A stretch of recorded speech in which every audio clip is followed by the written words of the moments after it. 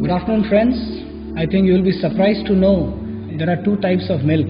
There is A1 milk, which is produced out of Jersey, Holstein, and there is a Indian version of the cow, which is the Desi cow, which has a hump on its back, and that cow is the source of the A2 milk.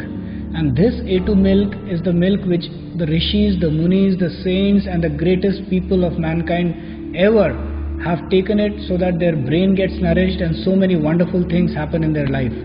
So this A1 and A2 milk are a component of two different varieties of cows, and there is a huge catastrophe in India because of the cow slaughter and because of the so many ill effects of vanishing of the A2 milk, vanishing of the Indian bred cow which is there in India has completely vanished, and the milk that we are getting today in our houses, which we may name at any name, Amul, maybe Gokul, maybe Mahananda, or any milk, they are all a variety of A1 milk, which is a toxic milk.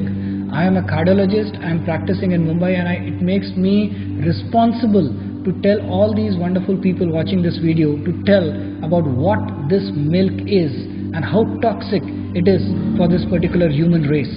And it is very rightly labeled as white poison in the European countries, and still in India there are great people importing Indian cows from India and getting them to rear in New Zealand, in Australia, in Brazil. But in India we have not got any awareness of this wonderful A2 milk which is there. I would really like to ask if anybody knows, and I would like to just give you some details of it. I start right now. The nutritious A2 milk of Vedic cows with hump versus the milk of humpless Western cows. So A1 milk is toxic casein protein, beta cosmorphin 7, harmful peptide B7, BCM7 of A1 milk, Suryaketu nadi of Vedic cow, fragrant smelling Indian humped cow with sebum glands. A2 milk produced by humped Indian cow is good for health, while A1 milk produced by the humpless Western cow is toxic for health. An Englishman, when I was traveling, he asked that what is the best cow, which is the best milk available, and he shot up an argument saying that the Indian cow gives very less milk, whereas the A1 milk is in abundance.